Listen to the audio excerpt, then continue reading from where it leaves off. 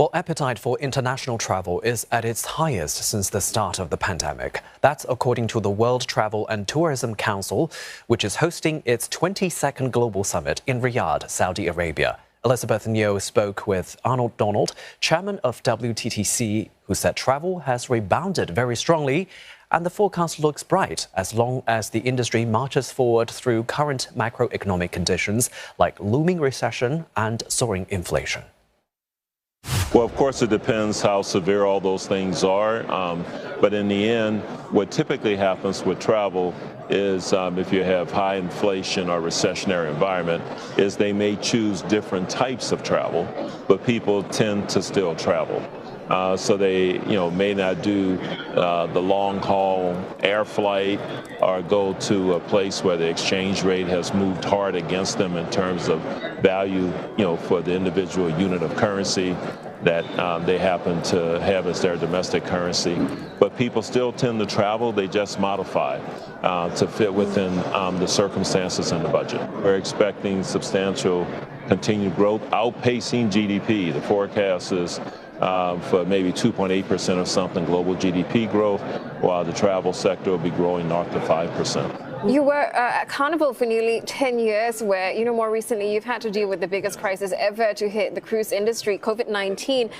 You had to navigate those turbulent waters. How has the pandemic changed travel patterns for the cruise industry? It set us back because we shut down. That did a number of things. It stopped the pipeline. We, in our company, will hire 20 to 30,000 people a year around the world from 145 different countries. But there's a pipeline of training and everything. When we hire those people, they're somewhat trained already. When that pipeline shut down, it went empty.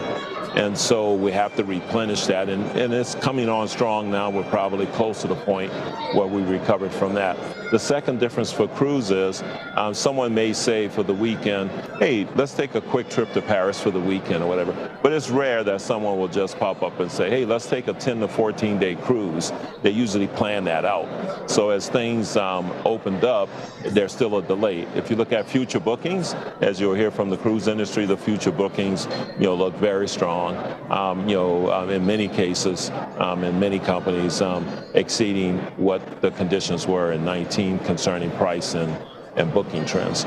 And so it's a general positive for the long term, again, assuming things continue on the current trajectory. And let's talk about some of the expectations you have in terms of challenges that the whole travel and tourism industry as a whole could face next year, and what are some of the ways to overcome that? Technology is a great productivity tool, obviously. It always has been historically and will continue to be in the future. In the end, we're in travel and tourism and hospitality business, and often that means people to people. So we need trained, motivated people in the travel and tourism industry.